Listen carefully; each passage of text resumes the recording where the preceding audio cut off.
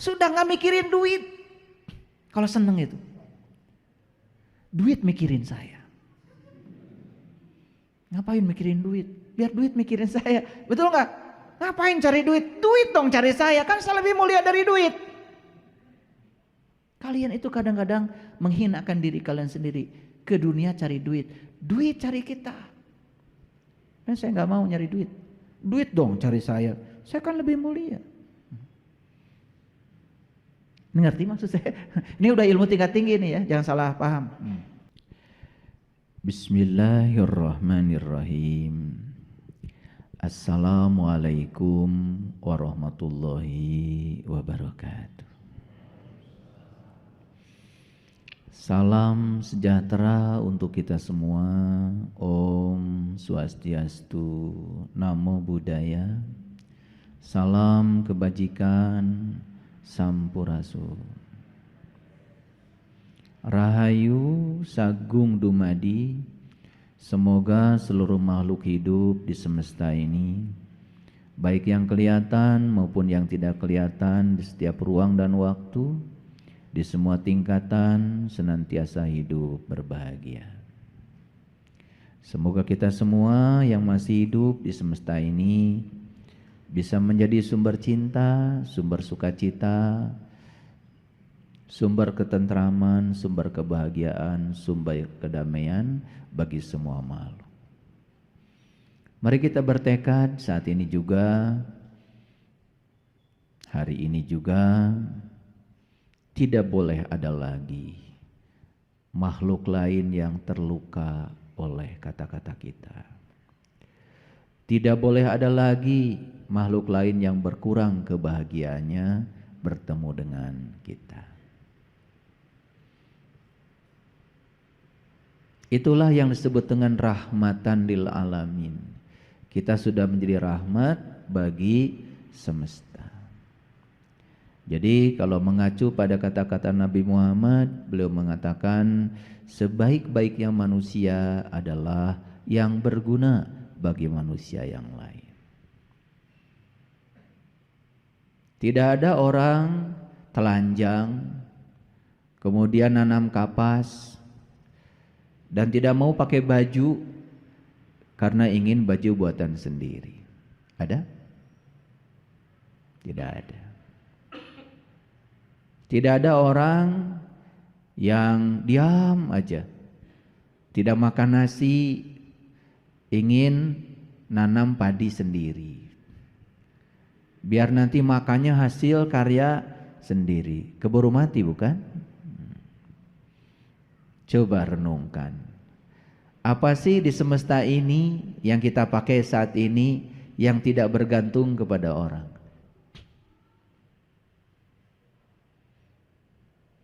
Coba. Baju yang kita pakai ini, siapa yang nanam kapasnya? Enggak tahu. Siapa yang memintal kapas menjadi benang? Enggak tahu. Siapa yang mengubah benang menjadi kain? Enggak tahu.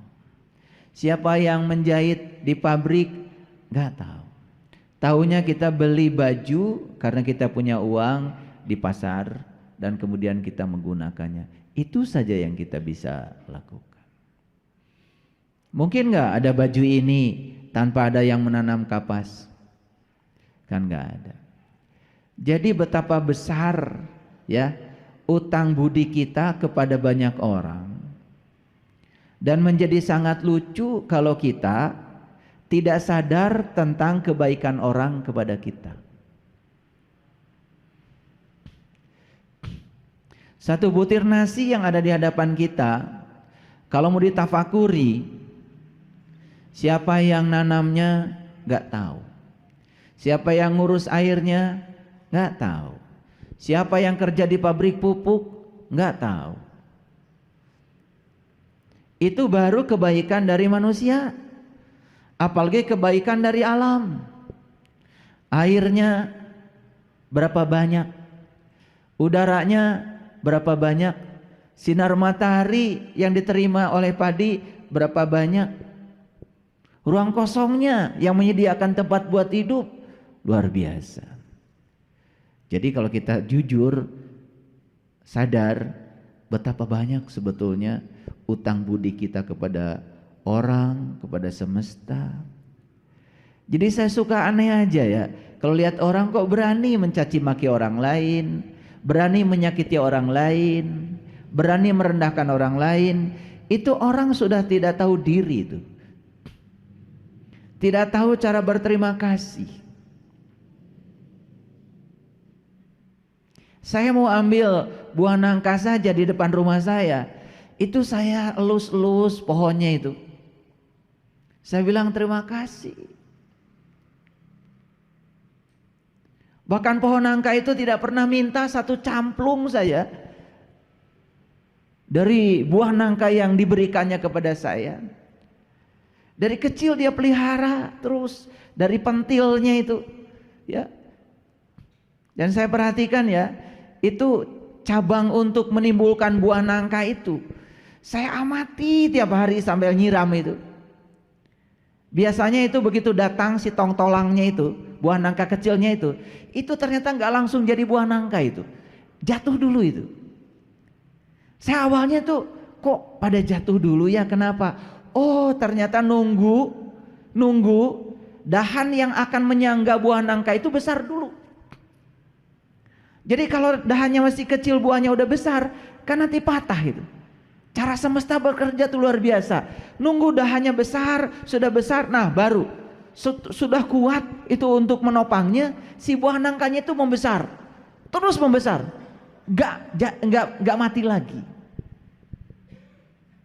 Dan setelah besar kemudian matang, ngasih isyarat itu. Salgi nyapu, seng kesini tuh, wangi, duh matang, cerdas sekali. Dia ngasih tahu kalau buah sudah matang. Ini persembahanku sudah selesai, kata buah nangka. Silakan kamu ambil. Saya mau ngambil itu minta maaf dulu. Maaf ya, saya ambil. Terima kasih, kamu sudah ngasih yang luar biasa. Komunikasi kita dengan sesama, dengan alam, itu sudah mati karena kita sudah lama kehilangan mati rasa. Bahkan ngambil begitu saja, seakan-akan itu datang dengan sendirinya. Begitu dibuka, kemudian bismillah saja untuk sang semesta yang hadir setiap saat, gak tidur, gak pernah ngantuk, ngurusi buah nangka kita. Tidak ada waktu. Padahal kata Allah di Quran, kamu yang menanam, tapi aku yang menumbuhkannya. Saya cuma mengajak kita, yuk kita berkesadaran, belajar berkomunikasi dengan semesta, belajar berkomunikasi dengan alam, karena alam itu sangat luar biasa, menakjubkan. Oleh karena itu, hari ini saya akan mengajak kita untuk belajar kesadaran lebih dalam. Oleh karena itu, mari kita bersyukur karena semesta masih mengizinkan kita untuk belajar. Semesta masih memberi waktu untuk kita semua meningkatkan kualitas hidup. Terutama semesta masih ngasih tubuh untuk belajar. Karena jiwa kita ini tidak akan bisa mengalami kedewasaan tanpa tubuh. Karena tidak ada ranah peristiwa tanpa tubuh. Oleh karena itu maka tubuh ini sering disebut sebagai kitab suci tertua yang ditulis Tuhan dengan tangannya sendiri. Tubuh ini sering disebut sebagai rumah suci buatan Tuhan. Dan Tuhan bersemayam di tubuh ini. Sebagaimana firman-Nya, ketika aku sudah selesai menciptakan tubuh ini, aku tiupkan ruhku. Ruh itu bagian dari dirinya semesta yang dikaryakan di tubuh ini. Gara-gara ada ruhku yang ditiupkan ke dalam tubuh, tubuh ini menjadi bergairah, tidak menakutkan, tubuh ini menjadi tidak menjijikan. Coba, tubuh yang sudah ditinggalkan oleh sang penghuninya, hanya tinggal seonggok daging yang menjijikan dan siap untuk dibuang, bukan?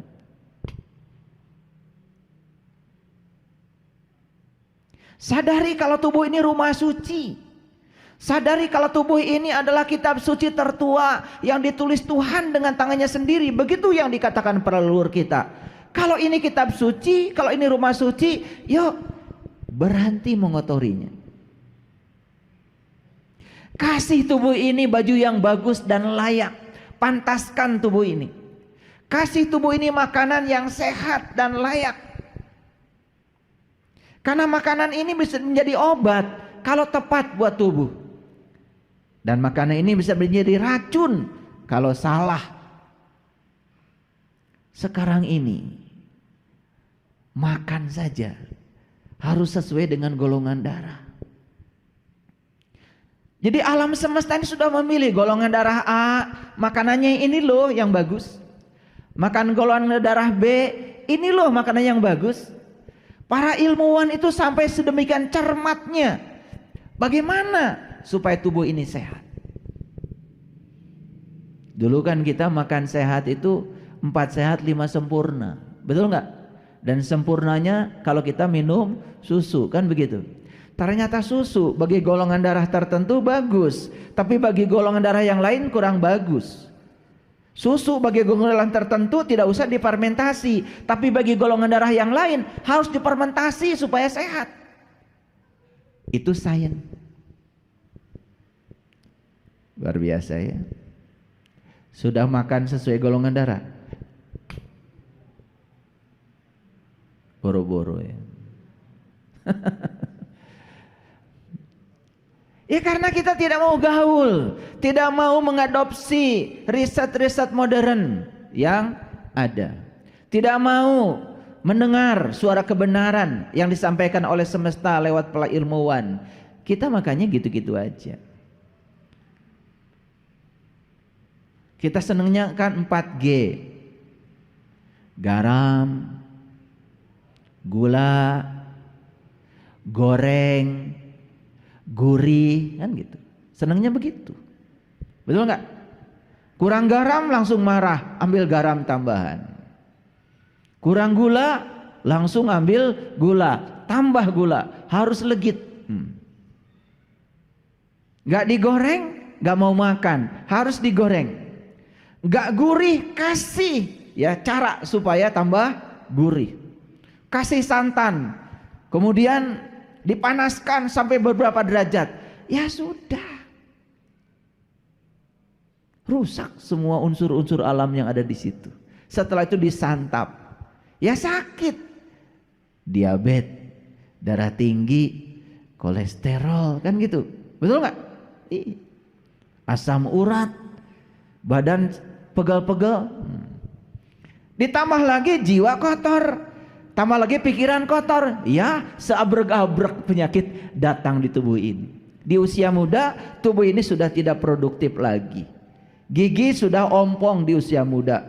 Iya, 35 sudah makan kacang saja sudah. Akibatnya apa? Lambung jadi rusak.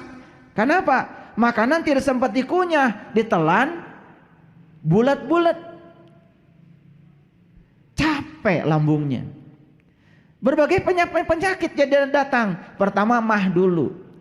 Yang kedua, kadar gas di dalam perut banyak. Naik menekan kemana-mana. Ya sudah, kepala pusing, tubuh menjadi tidak produktif lagi. Mulai menyalahkan makanan. Kan sudah kebiasaan kita itu ya. Bangun tidur, leher pegal-pegal, salah bantal. Ya. Tidur bantalnya 3 tumpuk gitu. Ya selamat. Tidur 5 jam, 6 jam, 8 jam, bantalnya tinggi. Jantung jadi capek. Memompa darah, ya kalau ada tempat yang nanjak tinggi, kan sebetulnya air darah itu kan fluida, zat cair. Dia untuk naik ke tempat tinggi harus melawan gravitasi bumi. Akibatnya jantung jadi capek. Karena jantung ingin melumuri seluruh pembuluh darah otak kita dengan darah yang cukup supaya oksigennya tidak berkurang. Kemudian jantung bekerja keras. Pagi-pagi kalian kelayangan, pusing, mulai nyalahkan bantal. Padahal sebetulnya bantalnya ketinggian. Coba. Yang gitu aja kan gak pernah diperhatikan oleh kita, betul gak? Makanya saya bantal itu tipis. Yang penting kepala saya dengan pundak saya tersangga oleh bantal, itu aja. Karena fungsi bantal itu menyangga kepala dengan pundak supaya sejajar, itu saja kok. Coba tanya buat apa bantal? Sampai sekarang kita tidur pakai bantal bertahun-tahun, fungsi bantal aja nggak ngerti. Salah pakai bantal ya sudah, penyakitnya macam-macam itu. Karena kalau kualitas tidur tidak bagus, kualitas hidup tidak bagus. Ini soal bantal saja kalau dibahas bisa 10 SKS.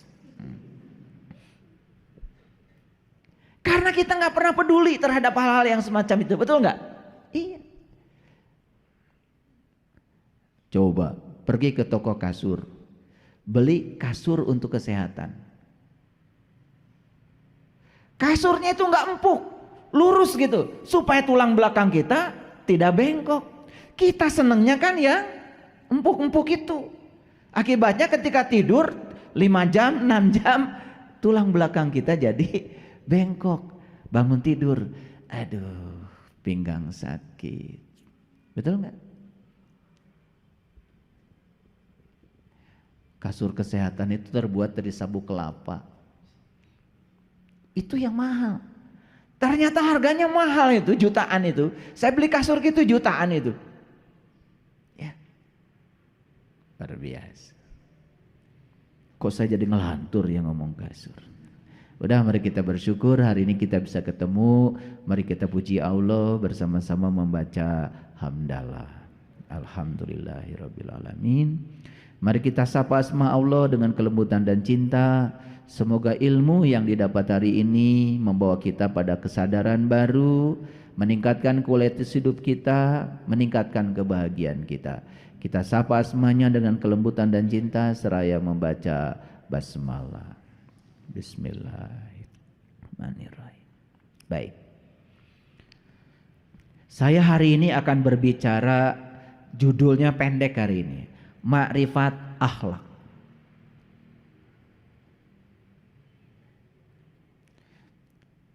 Sudah terpatri di paradigma otak kita, orang-orang yang dianggap tinggi oleh kita ilmu agamanya, biasanya kita kaitkan dengan karomah. Betul? Bahkan banyak yang ziarah ke makamnya para wali, para leluhur kita, para suci, yang sebetulnya ya jasadnya juga sudah melebur dengan tanah. Bahkan para suci, para sunan, para wali itu ruhnya pun sudah tidak ada di situ lagi, udah pulang sempurna kepada Allah. Tapi senang sekali kan kita pergi ke tempat itu. Tidak salah sih, napak tilas namanya. Tapi kalau kita mencari kekuatan-kekuatan goib, mencari ya mukjizat-mukjizat di tempat itu menjadi kurang tepat. Biasanya kalau orang bicara karomah, itu bicara sesuatu yang dianggap istimewa, yang tidak dimiliki kebanyakan orang, yang kemudian sering disebut sebagai, sebut aja dalam tanda kurung, kesaktian lah. Dan biasanya kalau ada di tempat sana orang dikabarkan dia tuh sakti mandraguna, biasanya pasti akan antri orang datang ke sana. Yang ingin jabatannya nggak turun-turun pasti ke sana. Yang ingin jualannya nggak rugi-rugi, untung terus, pasti ke sana. Yang ingin awet muda, nggak mau peot-peot, ke sana. Yang ingin tetap perkasa, ke sana. Siapa orang yang pergi ke sana biasanya? Yang ingin melanggengkan sesuatu yang dianggap menguntungkan bagi dirinya. Yang datang ke sana adalah orang-orang yang tidak siap untuk mengalami perubahan. Setuju nggak? Setuju apa tidak? Setuju, pengalaman. Betul nggak? Iya. Jika perlu cari orang yang bisa ber-KKN dengan Allah. KKN tahu? Korupsi, kolusi nepotisme. Cari orang yang dianggap dekat dengan Allah, dan orang ini sangat dekat dengan Allah karena lewat orang ini Allah bisa diatur. Betul Pak tidak? Jauh pun dijugjug kan cari orang yang model kayak gini. Karena otak kita mengatakan orang ini punya karomah. Saya sering usilin orang-orang yang sering ajak ngobrol dengan saya. Saya bilang begini, kamu pengen tahu nggak cara memindahkan uang dari rekening orang? Wih, ayah guru bisa? Bisa. Keahlian saya itu. Dikiranya saya sedang berbicara yang goib gitu, pakai tuyul, pakai jin gitu, sehingga orang bisa pindah uangnya dari rekeningnya ke rekening kita. Bukan. Saya ilmuwan, saya tidak akan mengajarkan yang begitu.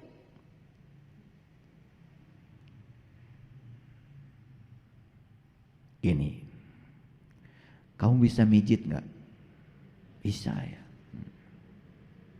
Sekarang cari di komunitas kita yang duitnya banyak, tetapi kurang sehat. Terus apa? Datangin ke rumahnya.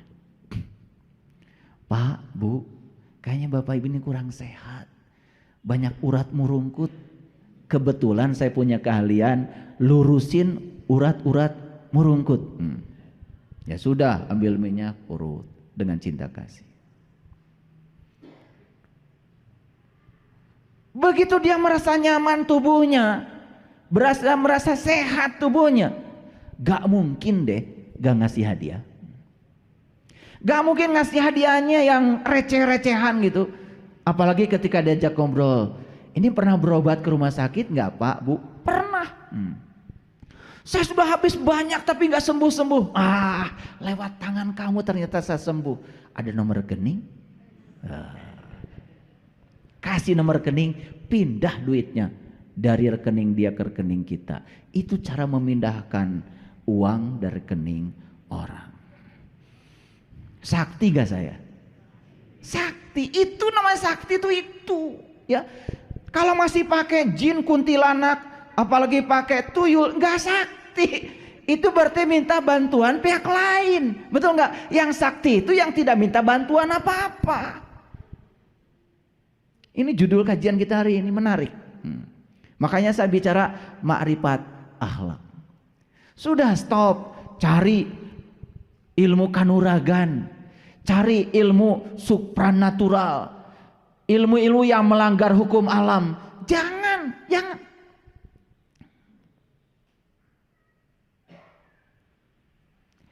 Karomah itu dari kata karim, sesuai dengan nama saya. Ya supaya pada tahu aja nama saya. Jadi karim itu bahasa Arab artinya mulia. Jadi karomah itu artinya adalah kemuliaan. Jadi karomah itu bukan kesaktian, bukan bisa berjalan di atas air, bukan bisa ngapung di udara, bukan. Karomah yang sebenarnya adalah akhlak yang mulia yang tidak dimiliki kebanyakan orang. Itu karomah. Nah, cari karomah yang model gitu. Gak usah cari ilmu teterak di kadek, cari ilmu supaya kamu gak ada yang ngadek, itu aja. Itu sakti itu.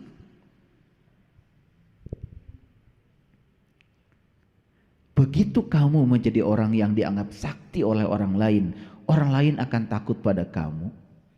Lalu kamu paling banter jabatannya preman. Betul nggak? Ya saya pernah punya pengalaman. Karena saya pernah belajar cari ilmu-ilmu yang benar gitu. Tapi pernah keprosok pada daerah itu. Sehingga tubuh saya ini punya kekuatan yang luar biasa. Yang dibaca ayatnya sama, tapi begitu niatnya berbeda, ternyata Allah tuh mengabulkan tergantung niat kita. Maka Nabi Muhammad bilang innamal a'malu binniyat. Jadi sebetulnya amal tergantung pada niat. Belajarnya Al-Fatihahnya yang sama, Al-Ikhlasnya sama, Al-Falaknya sama, ya, An-Nasnya sama, tapi begitu niatnya berbeda. Yang satu untuk memperbaiki akhlak, yang satu ingin dapat kekuatan-kekuatan yang lain yang tidak dimiliki orang. Semesta ini, fasilitator ini akan membawa kita ke tujuan yang kita mau. Dan saya pastikan kalau kita punya kekuatan-kekuatan yang semacam itu, kekuatan-kekuatan itu pasti kita gunakan hanya untuk urusan-urusan duniawi. Ya kan? Coba ditakuti semua orang, jadi kepala preman. Kan preman-preman yang lain pasti store sama dia, betul nggak?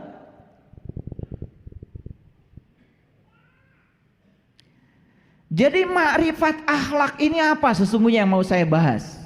Nih, ternyata makrifat itu bisa dua jalannya. Bisa makrifat goibiyah, bisa makrifat rububiyah. Makrifat goibiyah, seseorang bermakrifat kepada Allah, tetapi membawa seseorang memasuki dunia goib, menggunakan kekuatan-kekuatan goib untuk kepentingan dirinya. Para nabi, para rasul tidak mengajarkan makrifat yang itu. Mereka mengajarkan makrifat rububiyah, makrifat akhlak. Saya tanya, Nabi Muhammad ilmunya tinggi enggak? Akhlaknya mulia? Pada saat beliau sedang ceramah di Taif, sedang menyampaikan kebenaran, saat itu beliau ditimpuki orang sekampung itu pakai batu. Sampai sendal cepitnya Nabi Muhammad dikabarkan dalam sebuah riwayat berdarah-darah. Dilemparin batu, kakinya berdarah-darah. Berarti Nabi Muhammad terluka. Terluka. Ilmunya tinggi, dekat dengan Allah, tapi Nabi Muhammad tidak menggunakan kekuatan Allah untuk melanggar hukum alam. Begitu ada batu yang nempel ke sini, kecepatannya besar, ya benjol, dan beliau berdarah. Makanya di dalam Quran Nabi Muhammad diperintahkan oleh Allah, "Kul innama ana basyarum mislukum." Hai Muhammad, katakanlah sesungguhnya Anda manusia biasa seperti yang lain. Artinya orang-orang yang tinggi ilmunya, akhlaknya bagus, sudah terkenal dengan akhlak yang mulia, justru semakin tinggi ilmunya semakin akrab dengan hukum alam, bukan melawan hukum alam. Apakah Nabi Muhammad menggunakan kekuatan supranatural gitu supaya batunya balik pada yang melempar? Tidak. Beliau merasakan ketika dilempar orang itu sakitnya seperti ini, lalu pesan spiritualnya bagi seseorang yang berkesadaran, saya tidak akan melempar batu yang sama pada orang lain. Ini yang disebut dengan makrifat rububiyah, makrifat akhlak. Yuk, pernah dikata-katain kata-kata kotor sama orang lain? Gimana? Sakit? Apa yang kalian rasakan? Sakit bukan? Apa yang kalian lakukan setelah itu? Ingin membalaskan sakit yang sama pada orang? Kalau itu yang kalian lakukan, itu yang disebut dengan kebodohan. Rasa sakit yang ditimbulkan dari orang yang ngatain kita dengan kata-kata kotor, cukup buat kita. Pelajarannya adalah, oh, dikata-katain gitu tuh ternyata saya sakit, makanya saya tidak akan memberikan kata-kata yang sama pada orang. Itu yang disebut dengan rububiyat. Belajar akhlak dari akhlaknya Allah, ini yang disebut dengan karomah, ini yang disebut dengan kemuliaan. Orang yang karomahnya tinggi bukan yang sakti mandraguna, tapi yang dia sudah mampu membalas kejahatan dengan kebaikan. Dia yang sudah mampu membalas kegelapan dengan cahaya. Sakti enggak? Ini yang disebut dengan kesaktian. Tapi masyarakat kita pada umumnya kalau bicara kesaktian itu yang tadi. Gimana caranya dari rekening orang uang pindah secara goib? Lalu tidak sedikit di antara kita yang masih tertipu penggandaan uang. Ada rekening goib. Betul apa tidak? Ya, pengalaman. Yang paling kenceng ngomong pengalaman. Bahkan saya punya teman sekolahnya tinggi-tinggi, S2, S3. Jabatannya juga nggak kecil-kecil ya secara sosial di dunia ini. Tapi sibuk sekali. Kenapa? Kalau bicara dengan saya, yang dibicara tuh rekening goib. Saya bilang, bukankah makhluk goib itu tidak punya pabrik uang? Saya bilang, kan pabrik uang tuh di Jakarta, namanya Peruri. Itu satu-satunya otoritas di dunia ini yang bisa bikin uang. Tetapi masih ada orang percaya kalau orang karomanya tinggi bisa menggandakan uang. Ini kan sudah nggak masuk akal. Dan ujung-ujungnya pasti urusan polisi, bukan? Saya tanya, pernah nggak ada berita sukses tentang orang yang mencari orang-orang yang model kayak gini kemudian sukses kaya karena sukses menggandakan uang? Ada? Gak ada contohnya. Yang ada tertipu, uangnya ludes, dan kemudian pelakunya masuk kantor polisi. Itu yang saya lihat dari statistik. Nah, untuk apa judul ini saya bicarakan? Supaya kita tidak terjebak oleh pemikiran kebanyakan orang yang menganggap kalau karomah itu adalah suatu keunggulan seseorang yang diberikan seakan-akan oleh Allah. Padahal itu hanya mitos yang diciptakan oleh dirinya sendiri supaya orang percaya. Ujung-ujungnya tipu menipu. Betul apa tidak? Iya. Pilih mana? Makrifat goibiyah atau makrifat rububiyah? Nah, makrifat rububiyah itu sebetulnya adalah mengenali Allah supaya kita tahu cara Allah bekerja melakukan kebaikan. Paham ya? Jadi kita akan melakukan kebaikan sebagaimana Allah melakukannya. Itu yang namanya makrifat rububiyah. Nah, makrifat inilah yang diajarkan para nabi, para rasul, para sunan, para wali.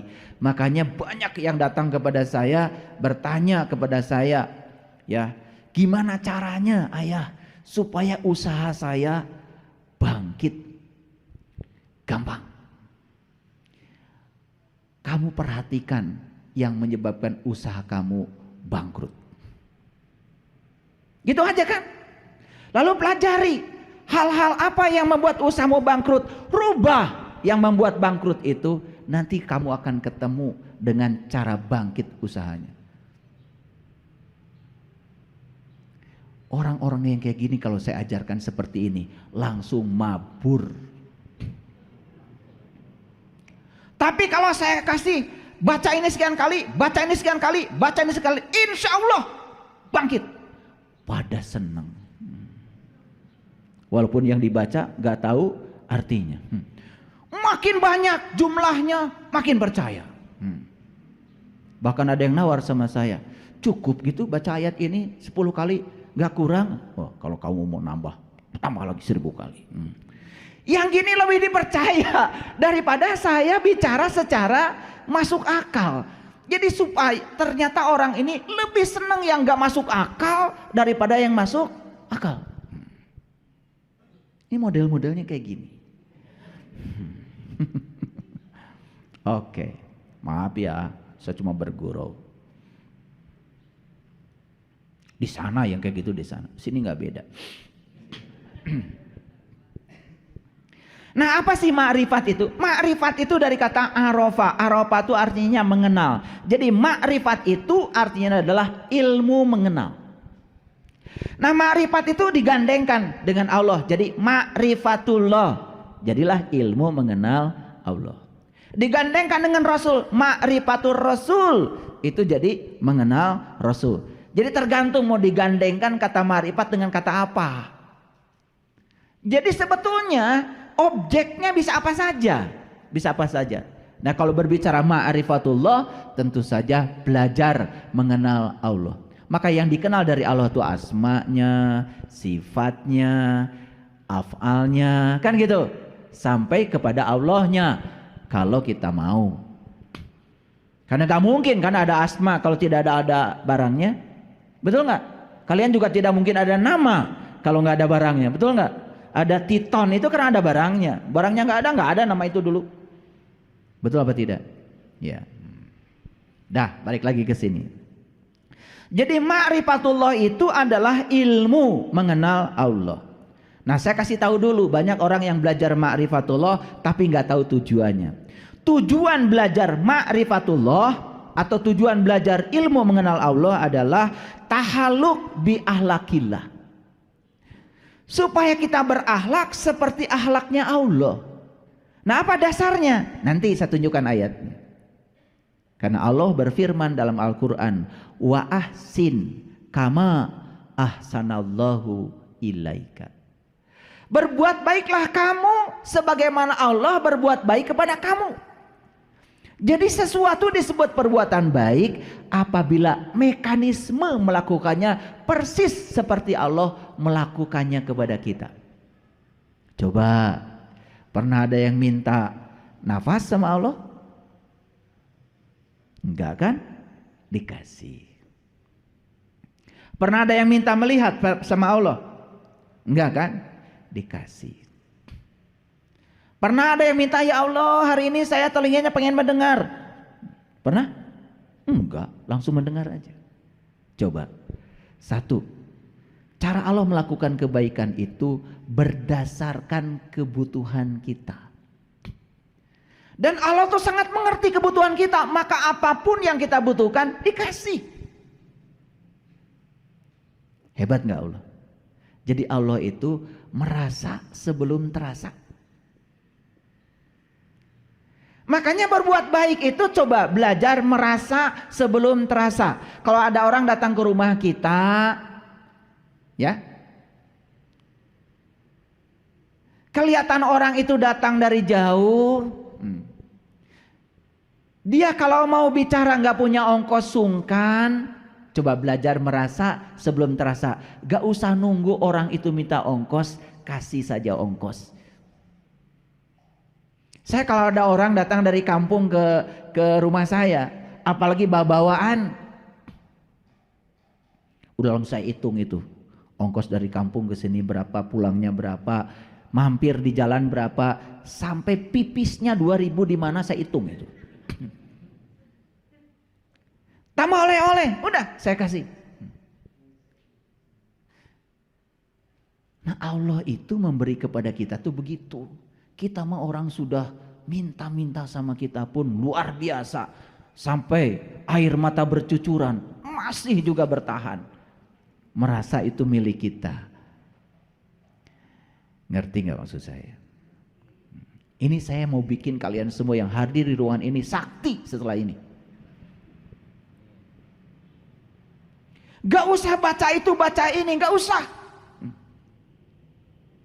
Tapi gunakan akal pikiran kita yang sehat. Sakti langsung. Oleh karena itu saya kasih tahu, kalau ingin banyak uang, jangan minta sama Allah. Allah itu tidak pernah ngurusi uang, bahkan tidak mencetak uang. Yang ngurusi uang itu peruri, dan uang sudah disalurkan pada orang-orang yang rajin mencarinya.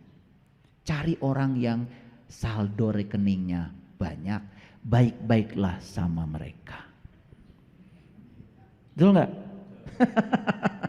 Gitu aja. Bermitra dengan mereka, berbisnis dengan mereka, gitu, ya kan? Iya. Tadi pagi saya sudah pindah uang saya 30 juta sama tukang gordeng. Iya. Dia punya gordeng, punya keahlian bikin gordeng. Saya butuh gordeng. Pindah itu. Dari rekening saya tadi pagi 30 juta itu ke tukang gordeng.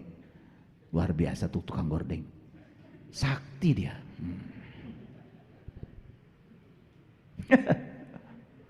Itu namanya kesaktian tuh begitu, ya. Jadi tujuan ma'rifat itu adalah tahaluk bi ahlakillah, atau berakhlak seperti akhlaknya Allah. Allah itu ngasih kebaikan kepada kita, tidak menunggu kita jadi orang baik. Sekalipun kita melakukan kejahatan, Allah hanya mengajarkan dan menegur kita bahwa ketika kamu melakukan kejahatan, kata Allah, aku tidak terganggu loh dengan kejahatanmu. Tapi yang jelas kejahatanmu hanya merugikan dirimu sendiri. Begitu kata Allah. Kita ini kan suka terganggu dengan orang. Betul nggak? Ketika orang lain tidak melakukan sesuatu yang kita mau, sangat terganggu. Padahal kesalahan kita, kenapa kita mau orang lain melakukan itu? Ketika orang lain tidak melakukan itu, kan kita sakit hati dan terganggu. Padahal sumber utamanya adalah keinginan kita pada orang, bukan? Coba terima semua orang apa adanya, walaupun dia tidak melakukan yang kita mau. Kan gak ada tuntutan apa-apa. Tenang gak? Tenang, sakti itu kalian.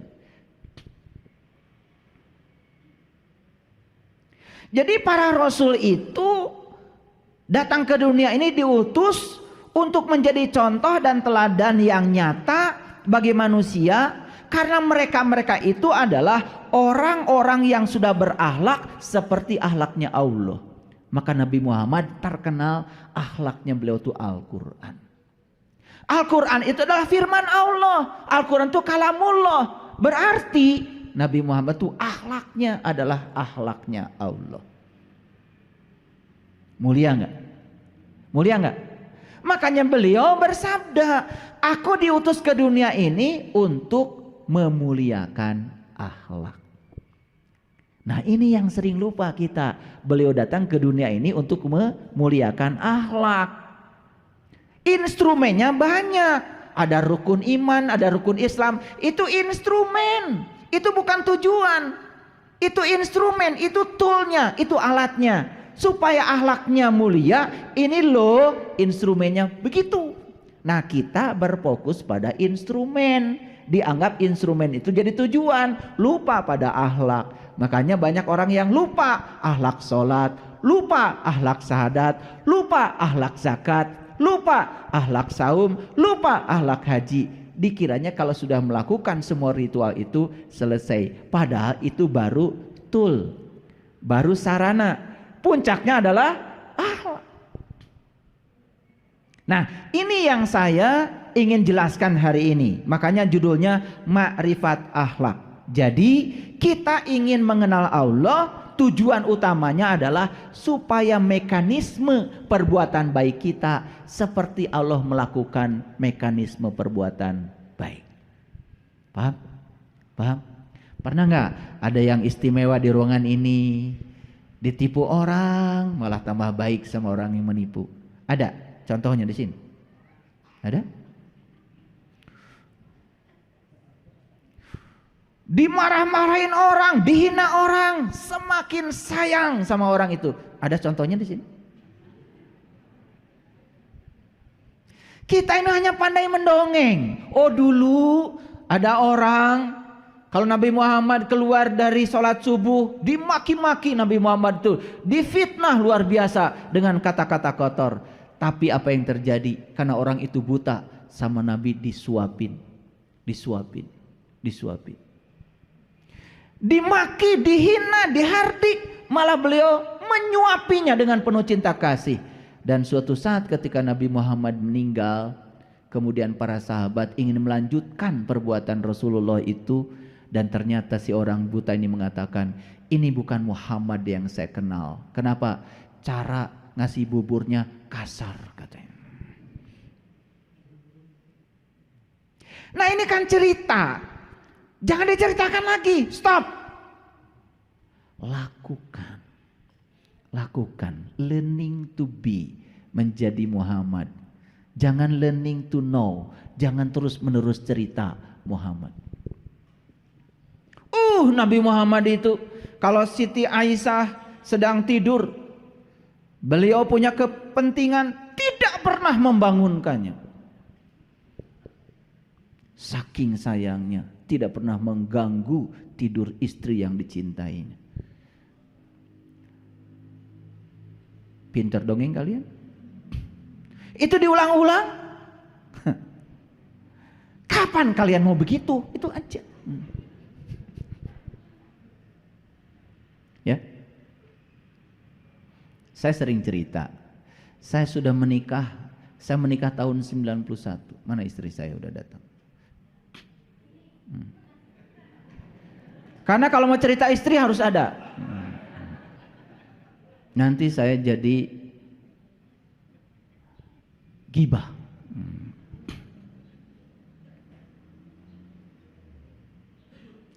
Saya tidak pernah menyuruh sama istri saya. Saya mau pergi keluar kota, saya bereskan sendiri. Kan tangan saya sehat.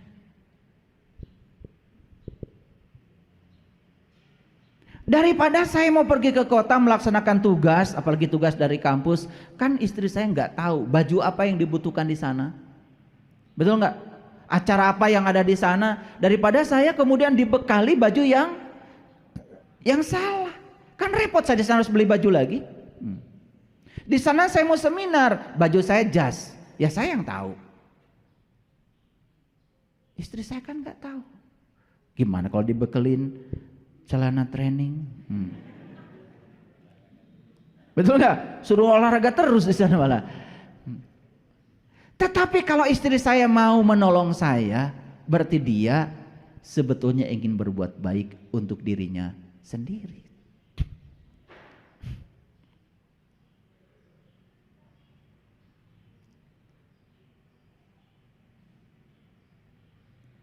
Jadi ini harus dipraktekkan, praktek. Makanya saya sering stop bicara kebaikan, lakukan kebaikan. Kita terlalu banyak berbicara kebaikan, dikiranya kalau berbicara kebaikan akan menjadi orang baik. Tidak.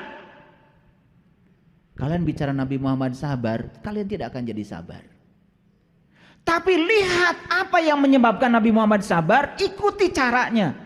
Learning to be, menjadi beliau. Pasti kita akan kebagian sabarnya. Jadi para rasul, para nabi, para sunan, para wali itu adalah contoh teladan nyata manusia yang sudah berakhlak seperti akhlaknya Allah. Maka beliau-beliau itu tidak pernah melawan kejahatan dengan kejahatan, tidak melawan kegelapan dengan kegelapan. Beliau-beliau itu melawan kejahatan dengan cinta kasih, melawan kegelapan dengan cahaya. Itulah pentingnya saya jelaskan ini. Baik, kita mulai baca Quran. Yuk kita baca. Wabtagi fima atakallahu darul akhirah wala tansa nasibaka minad dunya wa ahsin kama ahsanallahu ilaika. Ini ayat yang saya bacakan tadi. Nah, kalau tadi belum saya sebut nomor ayatnya supaya percaya, saya kasih tahu. Ini Quran surat Al-Qasas surat ke-28 ayat 77. Wabtagi fima, dan carilah pada apa? Fima, dan carilah pada apa? Atakallahu, yang dianugerahkan Allah kepadamu, darul akhirah, negeri akhirat. Jadi ternyata negeri akhirat itu harus dicari pada apa yang dianugerahkan Allah padamu. Makanya bacanya pelan-pelan, pelan-pelan. Ulangi dulu.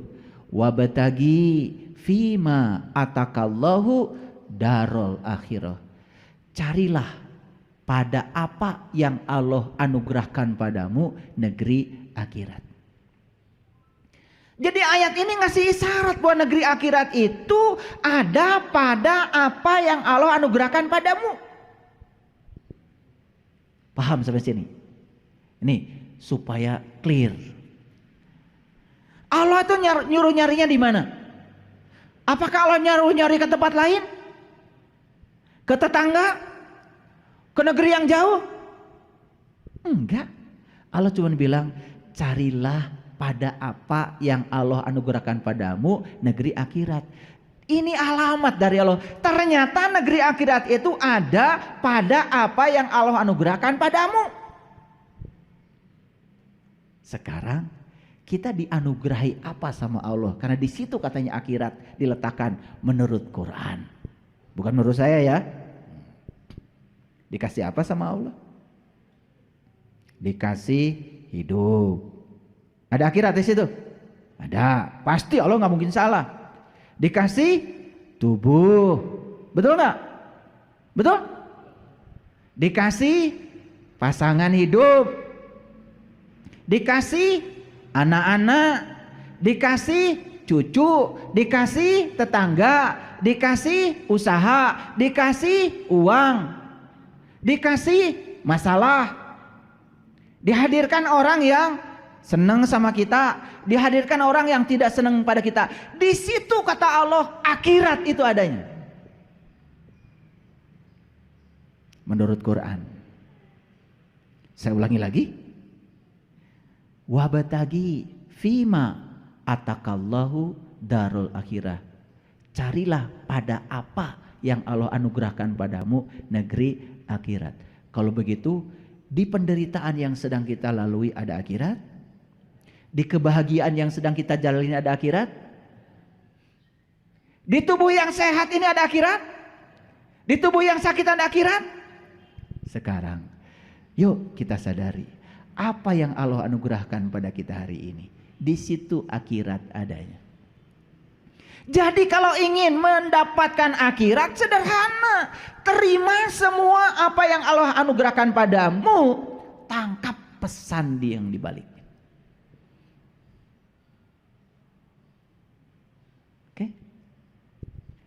Selama ini masih memilih?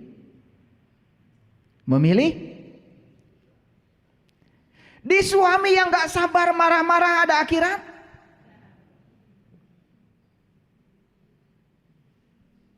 Tidak suka suami begitu? Berarti gak akan bisa pulang ke akhirat. Kalau belum bisa menerima dia apa adanya. Karena akhirat ada di situ. Jadi akhirat itu bahasa Arab artinya adalah titik akhir, terminal terakhir. Yuk, jawab pertanyaan saya. Kita berasal dari siapa? Kita berasal dari mana? Kita berasal dari Allah. Berarti terminal awal kita siapa? Allah. Ulangi, belum kompak. Kita semua berasal dari mana? Berarti terminal awal kita siapa? Allah. Kita semua akan pulang kemana? Berarti terminal akhir kita Allah. Jadi terminal awal Allah, terminal akhir Allah. Kalau begitu, akhirat itu terminal terakhir. Kalau begitu terminal terakhir kita siapa? Allah. Bukan surga, bukan neraka. Kan innalillah wa inna ilaihi rajiun. Asal dari Allah, kembali ke Allah. Nah, mendesara ribuk teuing nguruskeun surga. Kan kita asal dari Allah, kembalinya ke Allah. Berarti terminal terakhir kita Allah. Jadi sebetulnya secara hakikat, akhirat itu hakikatnya adalah Allah. Pertanyaan saya, adakah di semesta ini satu peristiwa pun terjadi tanpa kehadirannya? Gak ada. Jadi kalau semua peristiwa itu hadir di semesta tanpa, tidak mungkin tanpa kehadirannya. Kan tugas kita cuma satu, jangan terjebak benar salah, baik buruk. Karena benar salah baik buruk itu dari pikiran kita. Pikiran saat menilai tergantung seberapa luas pengetahuan kita, seberapa sadar kesadaran kita. Sehingga kata si A ini benar, kata si B ini salah. Benar salah itu relatif. Tetapi semua peristiwa yang sudah terjadi sebagai realitas itu adalah kebenaran. Jadi kalau kita sadar semua realitas adalah kebenaran, tugas kita cuma satu. Ya Allah, ajarkan kepadaku pesan apa yang hendak Engkau sampaikan lewat peristiwa ini. baik yang disukai maupun yang tidak disukai. Kita akan bisa menangkap pesannya. Keren nggak? Kalau gitu, ketemu nggak akhirat di situ? Ketemu Allah nggak di situ? Jadi, pertemuan dengan Allah itu dimensinya sangat luas. Allah yang tak terbatas bukanlah suatu titik. Jadi kalau ada orang mengatakan saya sudah sampai kepada Allah, itu kesombongan saja. Oleh karena itu siapapun orangnya, semua sedang OTW. Oh, tunggu one way.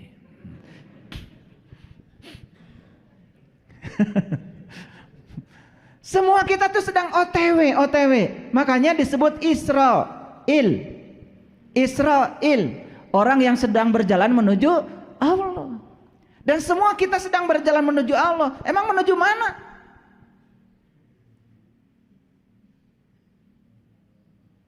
Betul? Clear sekarang? Oke. Pelan-pelan ngajinya, karena biasanya kalian ngaji biasa cepet kan? Ayat ini sudah dibaca berulang-ulang, saya yakin itu. Saking cepatnya kalian baca, sampai kalian gak ngerti isinya apa. Kalian tuh kalau baca emang gak ada remnya, cepet. Langsung tamat, alhamdulillah. Gitu. Saya sudah tamat 30 juz, alhamdulillah. Gimana Bu? Tenang. Karena enggak ngerti. Kalau ngerti pasti enggak tenang, betul enggak? Coba, kalau ngerti sedikit aja, carilah pada apa yang Allah anugerahkan padamu negeri akhirat. Stop sampai di sini. Apa yang dianugerahkan pada saya? Allah anugerahkan penglihatan, pendengaran, tubuh dengan segala kuasanya. Berarti akhirat ada di sana.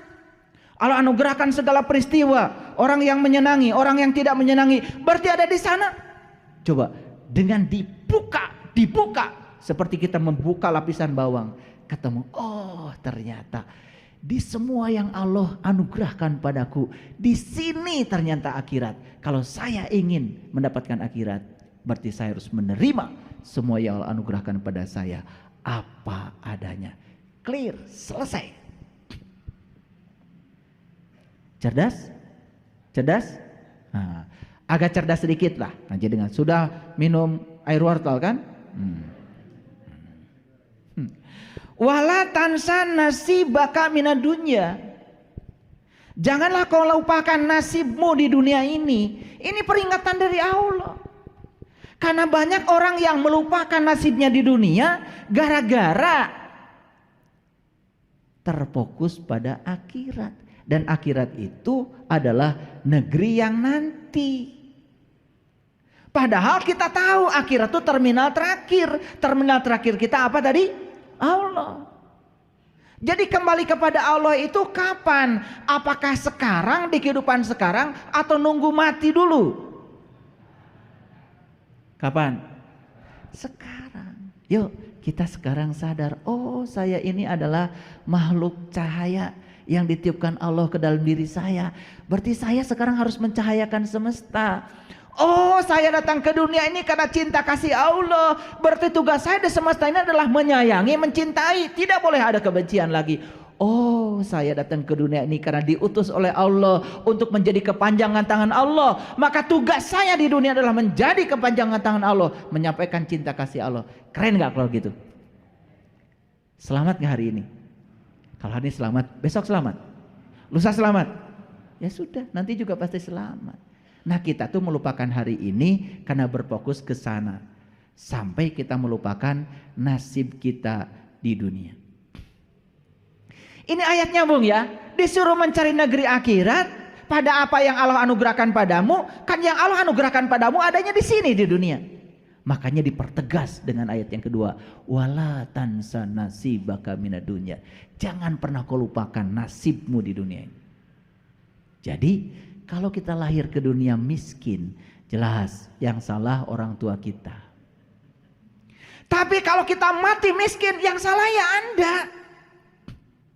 Tidak bisa mencari akhirat di tempat yang di apa-apa yang Allah anugerahkan padamu. Bagi orang yang sudah berkesadaran, Sudah tidak ada baik buruk, benar salah. Semua yang terjadi dalam kehidupan adalah kebenaran. Cuma minta sama Allah, ya Allah, tolong ajarkan apa yang pesan yang hendak Kau sampaikan kepadaku di balik peristiwa ini. Jadi orang-orang yang kesadaran rendah ketika mendapatkan yang tidak diinginkan dalam hidupnya, ngomongnya, Gusti, cute.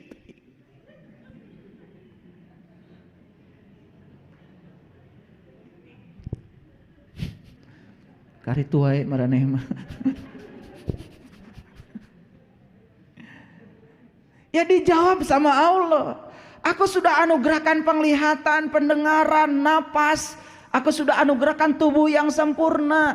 Kenapa orang lain bisa, kamu tidak bisa? Kenapa orang lain nasibnya bagus-bagus saja, kamu begitu? Aku menyediakan rezeki yang sama buat semua orang. Aku menyediakan ilmu yang sama buat semua orang. Aku menyediakan kebahagiaan yang sama buat semua orang. Bukan salahku, kata Allah, bukan salahku. Salahmu mengambil dariku yang tidak tepat. Jadi harusnya hidup ini menakjubkan, harusnya hidup itu menakjubkan. Kenapa sakit? Karena jiwa kita kotor. Kenapa sakit? Karena mental kita kotor. Subconscious mind kita kotor. Apa saja dipikirin, apa saja dimasukkan ke sini, ya sakit.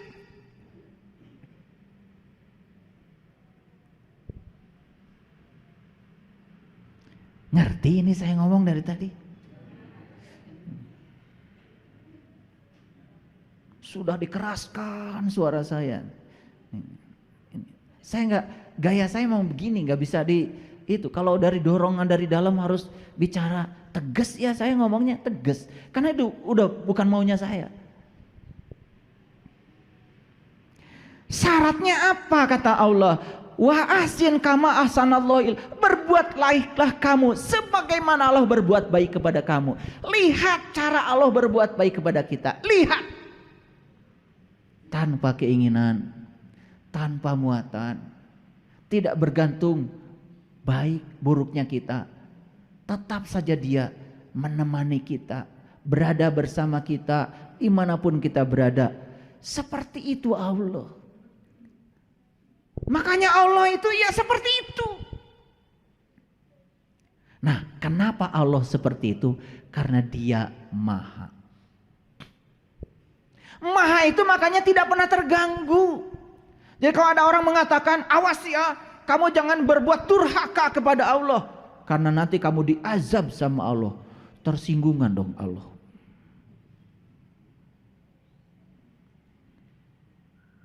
Jadi kalau Allah itu mengazab kita karena kita berbuat sesuatu yang tidak sesuai dengan keinginan Allah, berarti Allah itu tersinggungan. Di mana kemahanya Allah?